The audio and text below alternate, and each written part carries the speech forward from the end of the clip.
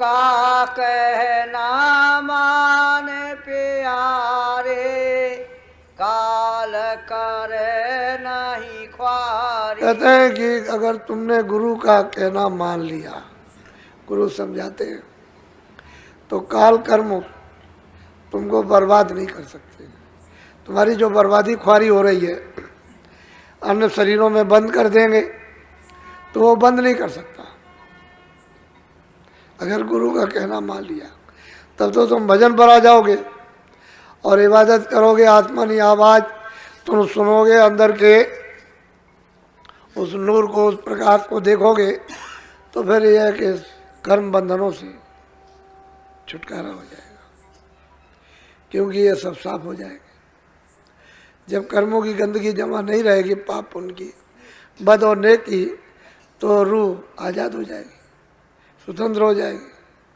तो कहते हैं फिर काल कर्म कुछ नहीं कर सकते, ना कर्म कुछ कर सकते हैं, ना काल कुछ कर सकते। अगर गुरु का प्यारी तुमने कहना मान लिया तो, और नहीं माना तो बस। अब कई लोग ऐसे होते हैं किसी के कहने से आ गए,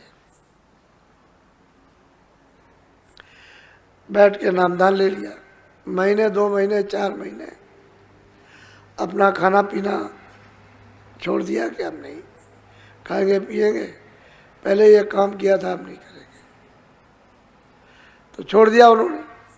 फिर कोई संग दोष लगा तो उसके बाद में भजन अर्जन की बात, सत्संग की बात तो खत्म कर दी, खाने पीने लगे। तो वो कोई सत्संगी थोड़ी है, और 10 गुनी 100 गुनी मार खाएंगे और सोचते हो कि हम बच जाएंगे, तो बच नहीं सकते। और आगे अब रास्ता उनको कभी मिल नहीं सकता, कभी भी नहीं मिलेगा। आगे वो चाहे कि आगे कोई और रास्ता मिल जाए या कोई महात्मा मिल जाए आगे, तो वो नहीं हो सकेगा, वो मिलेगा ही नहीं। वो तो जब महात्मा फकीर रहे तो वही माफ़ी मांगे, वही एक इलाज है। वही दर पर जा कर के रोज चिल्लाए कि हमने ये गुनाह किए हैं, तो दया कर दीजिए, माफ़ कर दीजिए, तब तो हो सकता। और कोई उसको माफ़ नहीं करेगा। अब ये कच्ची बुद्धि, वैसे वासना के मारे मामूली चीज़ें जो रोज की समझने की हैं उसको नहीं समझते हैं। और जो बताया कि तुम ये अनाज है, सब्जी है, फल है, दूध है, घी है, इसका सेवन करो, अशुद्ध चीज़, अशुद्ध आहार, उसको मत करो। अरे भाई, मुर्दा मिट्टी तो मिट्टी है, मुर्दा तो किसी का हो फेंका जाता है। बच्चा हो, बच्ची हो, कोई हो, जीव जंतु हो, जानवर हो, पशु हो, पंछी हो, जिसमें से रूह निकाल दी गई वो मुर्दा हो गया, वो फेंका जाता है। और फिर उसके लिए स्नान किया जाता है, कपड़े शरीर को धोया जाता है।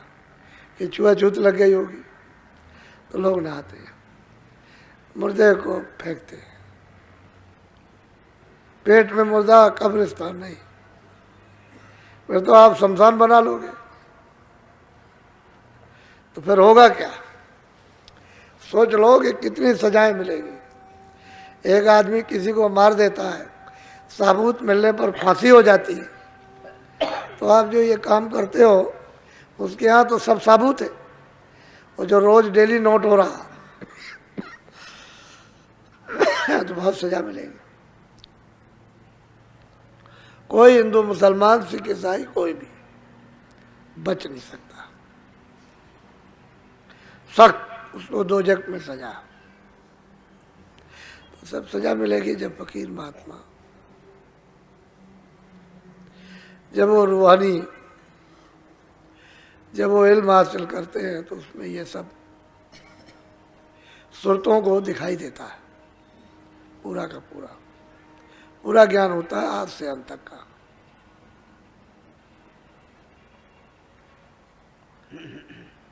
बोलो।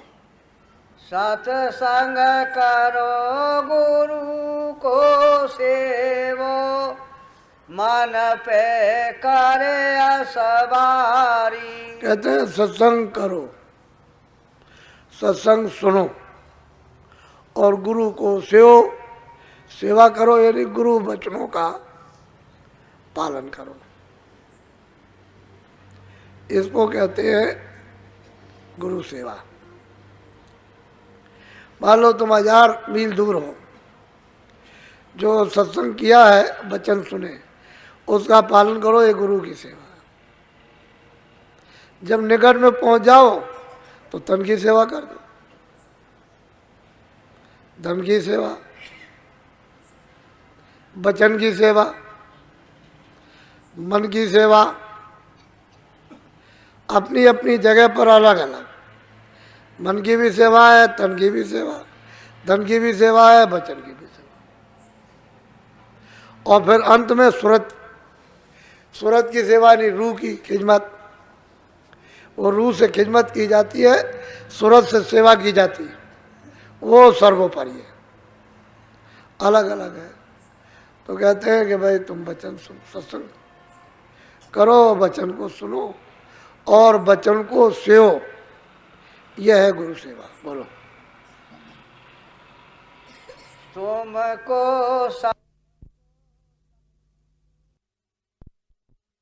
की, अपनी बुराइयों की, अपनी कमजोरी की, छल की, कपट की, फरेब की, अपने काम की, क्रोध की, लोभ मोह अहंकार और हिंसा की, सब आपके सामने फरियाद कर रहे हैं। और समर्थ है, सब कुछ कर सकते। तो जो ऐसे हो जाते हैं वो गलती नहीं करते।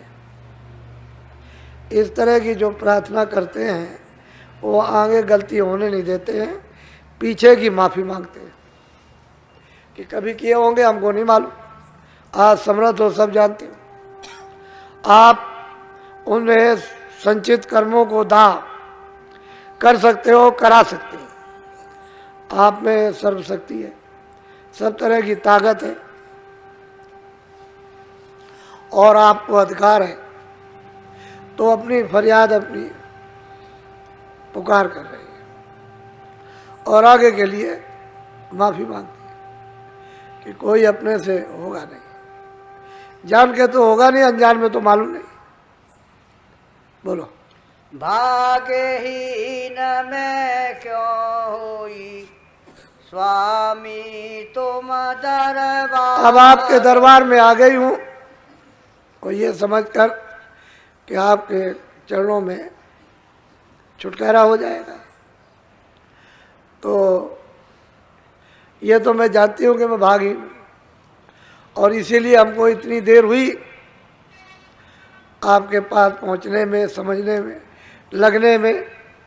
लेकिन जब ये जान लिया कि आप समर्थ हैं तो अब मेरी ये पुकार और दया आप ही से मिलेगी और किसी से मिलेगी नहीं। ये प्रीत प्रतीत विश्वास जब हो गया तो फरियाद हो रही है और महापुरुष गुरु यानी मुर्शिद वो अपनी मेहर की,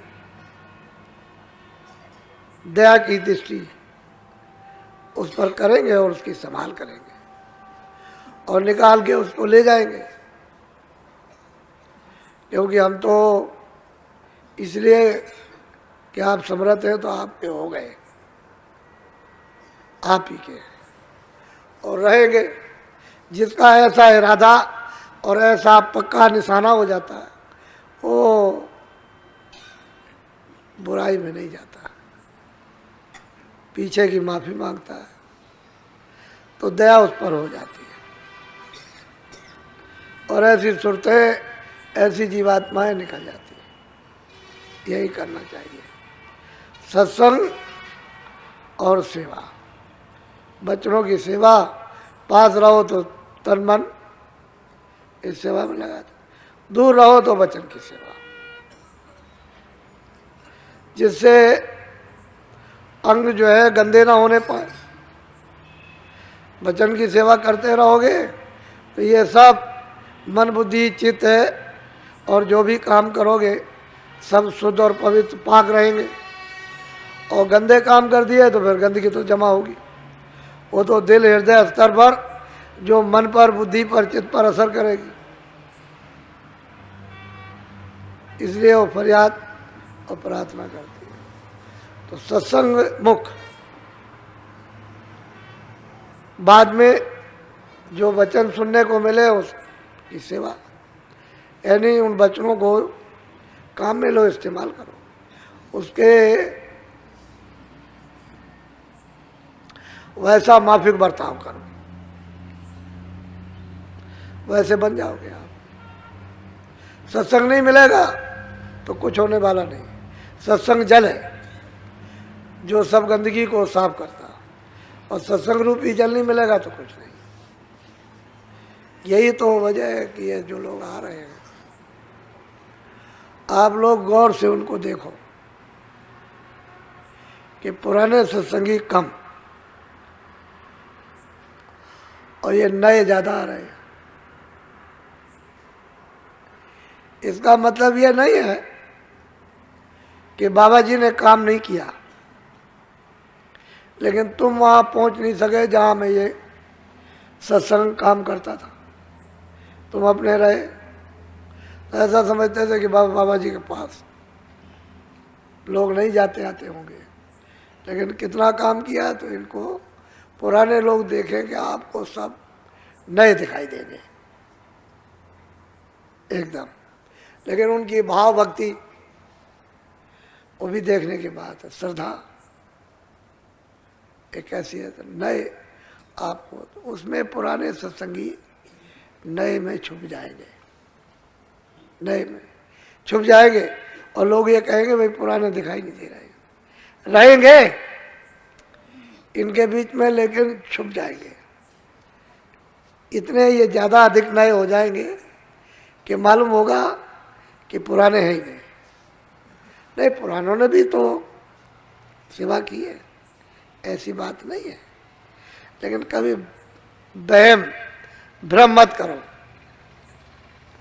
वहम और भ्रम करने से अपना नुकसान हो जाता है, और जो होना हो तो होगा ही। तो ये कमजोरी रहती है, अपना काम करते रहना चाहिए। जहाँ सेवा है, जहाँ सत्संग है, जहाँ भजन है, जो जो अपना अपना करते रहो। प्रीत है, प्रतीत है, विश्वास है, श्रद्धा है, ये अपनी जगह पर बरकरार रखो तो सब जगह हरा भरा आपको मिलेगा। सब जगह हंसी खुशी, खुशहाली, दुख में भी हरा भरा, सुख में भी हरा भरा। और फिर संशय सुबह शंका करोगे तो भरपूर में भी दुख और गरीबी में भी दुख, सब चीज में संकट रहेगा। तो बड़ी समझदारी से सत्संग सुनो और उस पर अमल करो, तब काम ठीक होता है। सत्संग किसको कहता है, सो भी तुम सुन ले। अब कहते हैं माँ, सत्संग किसका नाम है, ये तो लोगों को मालूम नहीं है। बाहर के ये जो बताए जाते हैं ये सत्संग नहीं है, ये इनमें से कोई सत्संग नहीं। ये व्यवहारिक व्यवस्थाएं, एक दूसरे को बैठाना, पानी पिलाना, खाना खिलाना, इज्जत करना, बच्चों की सेवा, पति की सेवा, पत्नी की सेवा, इनकी माता पिता की सेवा, इनकी ये सब शारीरिक व्यवहारिक व्यवस्था जो ऋषियों मुनियों ने आपको बना करके दी है, बुजुर्गों ने, वो इसलिए है कि आप लोग सुकून शांति में, आप आराम से अपने अपने परिवार में, समाज में रहें, और कोई किसी तरह की बुराई ना आने पाए। ये बाहर की व्यवस्था है। पूजा करने का मतलब ही यही है कि कोई बुराई ना आए। इबादत करने का यही मतलब है कि बुराई ना आने पाए, जितनी भी आप में चीजें आए सब नेक आए, इंसानी, एक दूसरे को आराम पहुंचाने की, सुकून शांति देने की। तो ये जो व्यवस्थाएं थी, ये सत्संग नहीं है। ये तो ऋषियों मुनियों का पहले से ही ये उनका प्रचार था, उसको तो आपको करना चाहिए। सत्संग और चीज है। ये होता तो महात्मा इसको सत्संग कभी कहते ही नहीं। सत्संग और चीज है, और वो कल सुनाएंगे आपको, आज नहीं। सत्संग किसको कहते हैं? बोलो बोलो जय गुरुदेव।